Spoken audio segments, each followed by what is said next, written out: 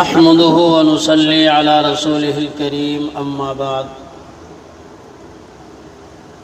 معزز اساتذہ کرام، اب آج کی اس نشست میں ہم تین اہم موضوعات پر گفتگو کریں گے۔ پہلا طریقہ تعلیم، دوسرا بچوں کی تعلیمی نفسیات، تیسرا نبی کریم صلی اللہ علیہ وسلم کا طریقہ تعلیم و تربیت۔ لیکن اس سے پہلے چند باتیں ذہن نشی کر لیجئے۔ یہ تو ہم سب جانتے ہیں کہ ضرورت کے مقابلے میں ہمارے مکاتب کی تعداد بہت کم ہے۔ مسلم آبادی کے تقریباً 20% بچے ہی مکتب جاتے ہیں، جبکہ 80% بچے اس نعمت سے محروم ہیں۔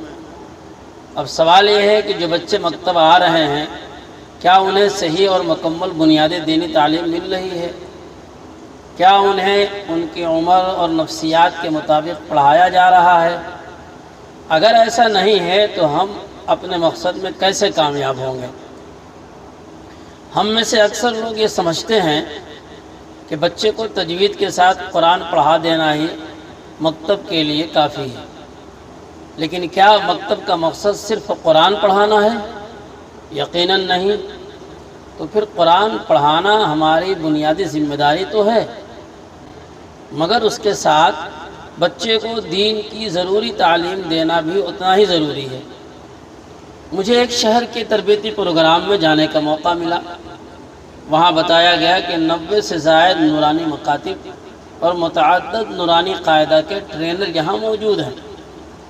یہ سن کر خوشی ہوئی، لیکن جب بچوں سے سوالات کیے گئے اور معلوم کیا، ان کا جائزہ لیا، تو معلوم ہوا کہ اگرچہ وہ قرآن کسی حد تک تجوید کے ساتھ پڑھ لیتے ہیں، مگر نماز کے ضروری مسائل، مسنون دعائیں، کلمے، مختصر صورتیں، عقائد اور دیگر ضروری دینی معلومات میں بہت کمزور ہیں۔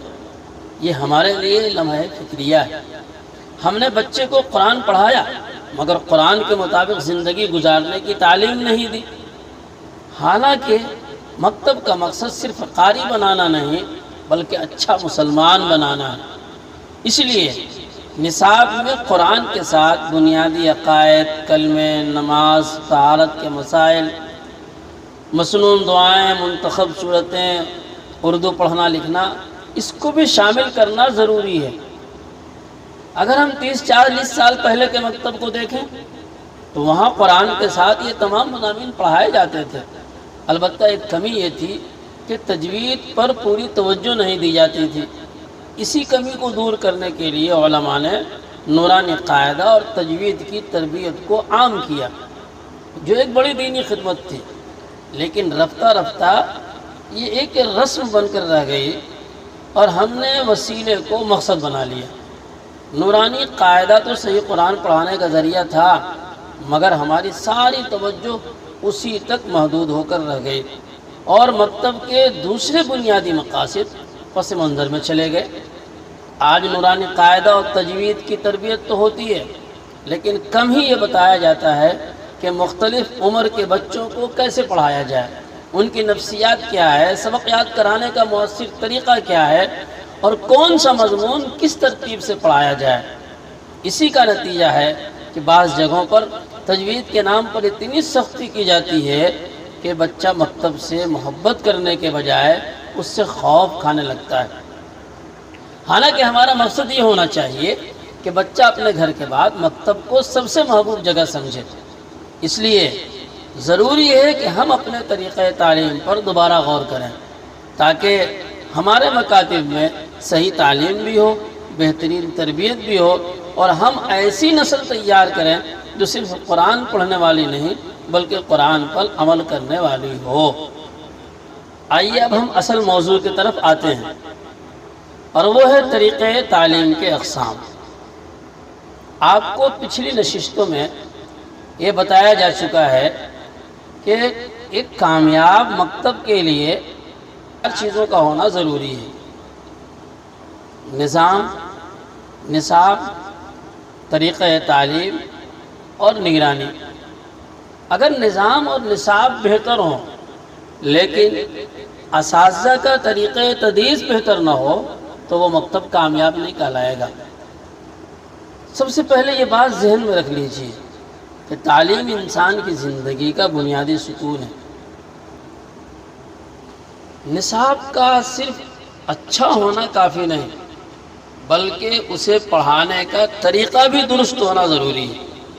اسی لیے ماہرین تعلیم کہتے ہیں what you teach is important but how you teach even more important۔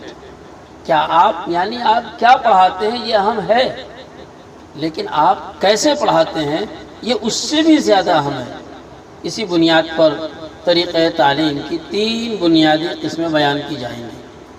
Number 1، مطلق طریقہ تعلیم، جنرل میتھڈ آف ٹیچنگ۔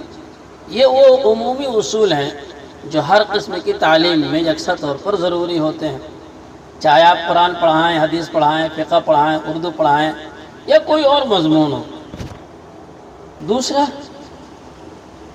مضمون کے لحاظ سے طریقہ تعلیم، method of teaching a particular subject.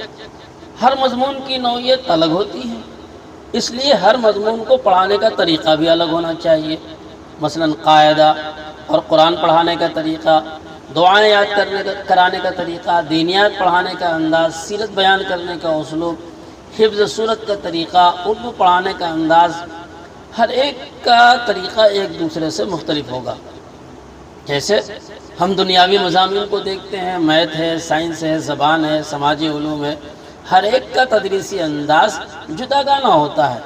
لہذا ایک کامیاب استاد وہی ہے جو ہر مضمون کو اس کی نوعیت کے مطابق پڑھائے۔ تیسری قسم، طلبہ کے لحاظ سے طریقہ تعلیم، method according to the learner. یہ وہ طریقہ ہے جس میں تعلیم کا مرکز کتاب نہیں بلکہ بچہ ہوتا ہے۔ اور آج کی پوری نشست کا اصل موضوع یہی ہے، کیونکہ ہر بچہ ایک جیسا نہیں ہوتا۔ کسی کی عمر 5 سال، کسی کی 10 سال، کسی کی ذہنی استعداد زیادہ، کسی کی کم، کوئی جلد سمجھتا ہے، کوئی بار بار سمجھانے سے سمجھتا ہے۔ ایک اچھا استاد کبھی تمام بچوں کو ایک ہی نظر سے نہیں دیکھتا، بلکہ ہر بچے کی عمر، ذہنی سطح، مزاج اور صلاحیت کو سامنے رکھ کر تعلیم دیتا ہے۔ یاد رکھیے، تعلیم کا مقصد صرف معلومات دینا نہیں بلکہ بچے کے ذہن، کردار، عادات اور شخصیت کی تعمیر کرنا ہے۔